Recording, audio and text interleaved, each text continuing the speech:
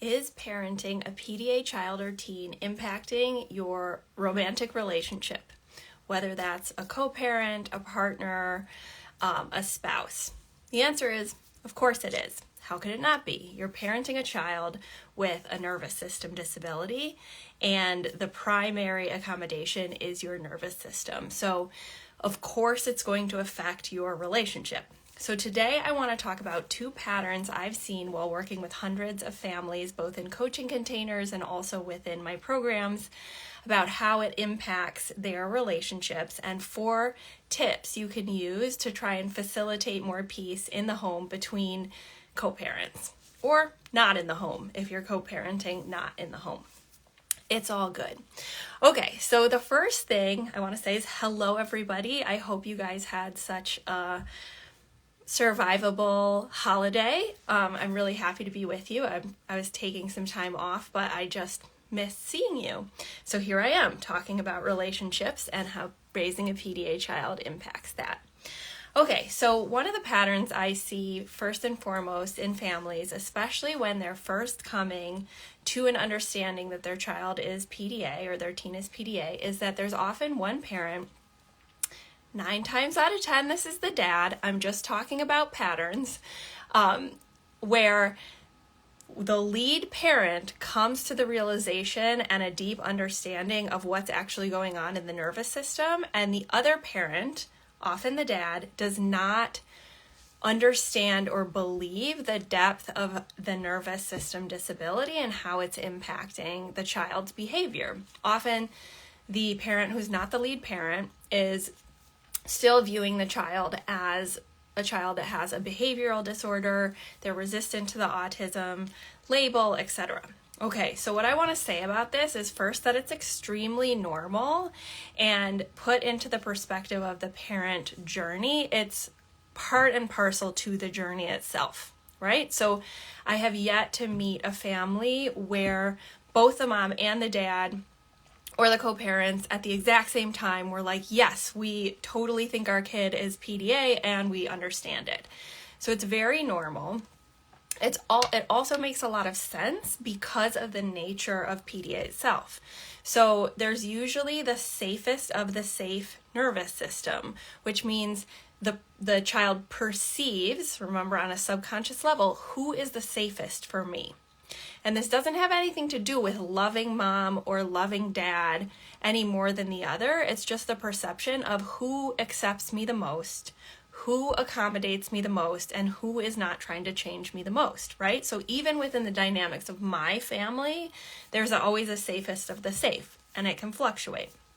But given this, it is common that a PDA child or teen may mask around the parent who is not fully understanding or on board with PDA, which makes it harder for you, if you're the lead parent, to, quote, convince them of it. So it's almost a dynamic that you would see similar to trying to communicate with a grandparent about, like, yes, the child actually has a nervous system disability. Every time their brain perceives a loss of autonomy, they have a fight-flight reaction, right? And often with a co-parent, especially if you're living in 2 different homes or a dad is working outside the home all the time, you're going to hear as a response, well, they're not like that with me.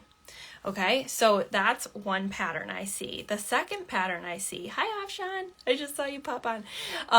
The second pattern I see is that maybe the co-parent or the parent who's not the lead parent does believe and understand the nervous system disability that the child has, but they don't feel as comfortable getting into the trenches and actually doing the caregiving, right? And this is also a common pattern because in most homes, there's one parent who is leading the way and who's not the primary breadwinner, unless you're the exception to the rule.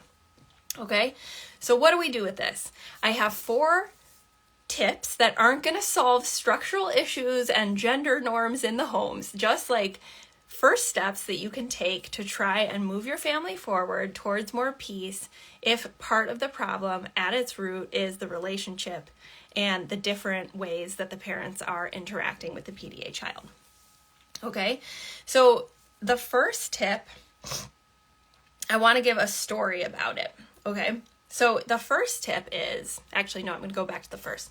So the first tip is, often the parent who's resisting it tooth and nail has some degree of a need for autonomy themselves. And this is not just other PDA parents. Like, my husband is not PDA, and yet he needs a lot of autonomy, right? So sometimes I use the same strategies I use with my son with my husband, right? So what am I talking about here? I'm talking about strewing information and using declarative language, right? So with some families I've worked with, some of the things that have been helpful are, instead of saying, hey, like, you need to read about PDA, or I need to sit down and explain to you this, or you need to act differently with this. Those are imperatives, those are demands. So one of the strategies that has been helpful is just maybe sending an article like, hey, I came across this article, or directing them to a page where they can engage autonomously with different videos like this one. But even more on a big picture level, you can actually strew yourself, just modeling for them the behavior that is actually regulating to your child. And a lot of times this is the most transformational shift for the parent who's observing the one who's leading the way, because they see with their own two eyes how things are shifting. So it's almost like you're strewing yourself as you're just going head first into this counterintuitive way of parenting, with or without permission from anyone, and with or without being on the same page, right? And you can just say, like, I am going to experiment with this, and we'll see what happens, right? The second is, often I hear, and I'm just going to generalize, but this is a pattern. Often I hear from dads, I totally understand PDA and I get it, but my wife is so much better at it than me, right? Who's heard that before? My kid's always melting down, and I really want to help my wife have some nervous system reset, but like, the child always gets much more activated when I am the one who's trying to de-escalate.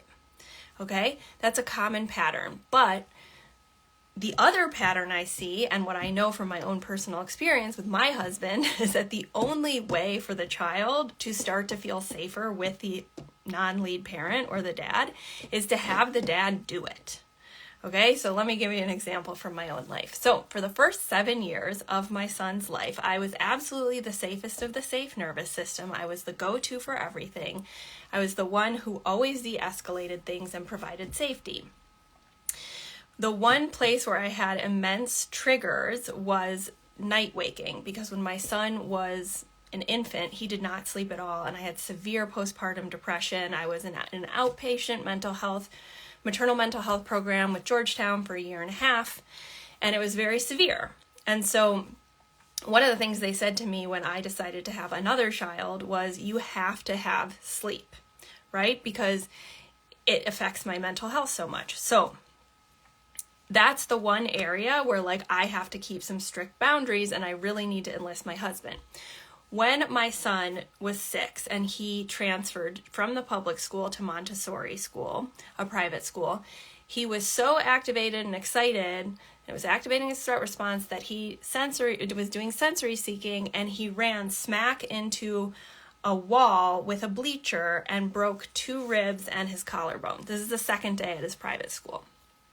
And at home, he was so upset, he was in a lot of pain, but he could not maneuver or sleep or get out of bed to go to the bathroom without screaming, right? So we'd be waking up to screaming in the middle of the night, and I said to my husband, I cannot do this. Like, it's going to impact my mental health too much. You have to be the one to take this, right?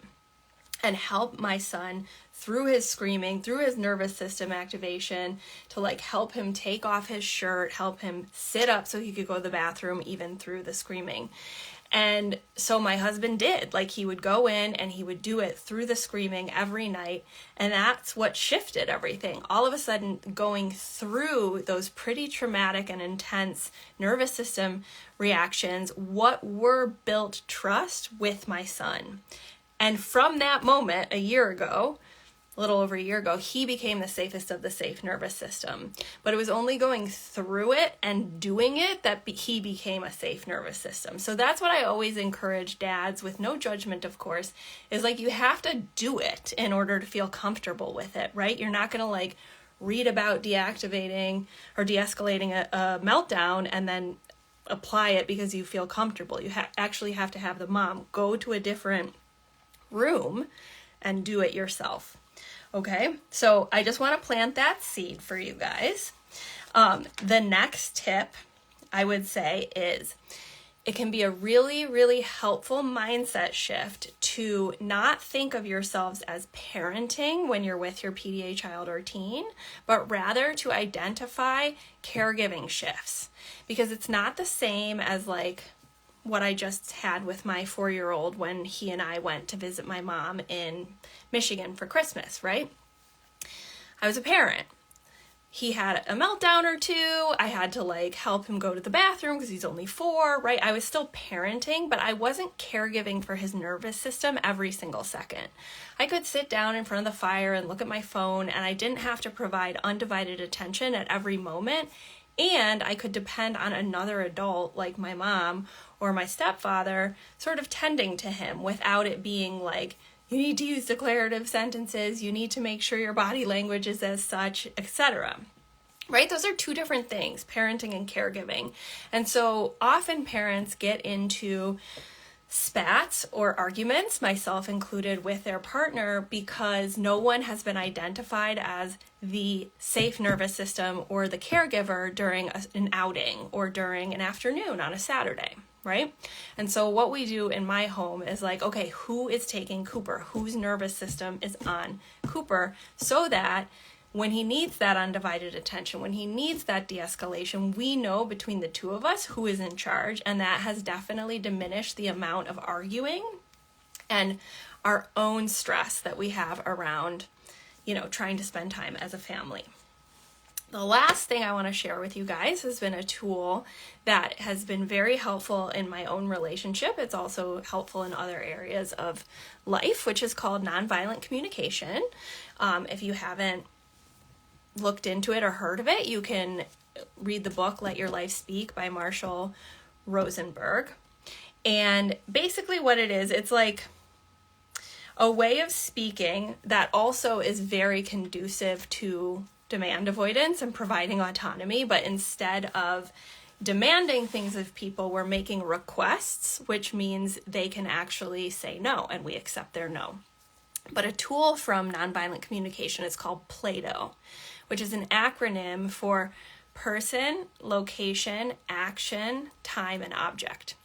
Okay, so when we're with our partner, we often say things like, I really need you to pay more attention to me, right? I feel like you don't want to be with me, or I need you to help with the kids more, right? These are very like nebulous requests. And so PDA is a framework that can help you break it down because you're making it specific. So let me show you just one example. So instead of saying, honey, I really need you to help with Cooper when you get home from work, you can say something more specific. Can I make a request? Can you sit on the couch with Cooper for 15 minutes while he's watching a show without using your phone so that I can take a shower? Okay, so do you guys note the difference? There's the person, which is dad, my husband, location, couch, action, sitting, the time, 15 minutes, so I can take a shower, and object, no phone. Okay, so using this technique can help reduce the amount of friction and stress that you can sometimes feel when you're trying to meet your own basic needs when you are caregiving for a child with a complex nervous system disability, which is what we're all doing here. So again, that's the PDA technique from nonviolent communication. It's very much in line with the type of accommodations that we use for PDA kids and teens and even adults. So check it out. I just wanted to pop on here and say hi to you guys. So I hope you have a good rest of your week. I've been thinking about everyone, and I'll be back here soon. All right, everybody. Bye.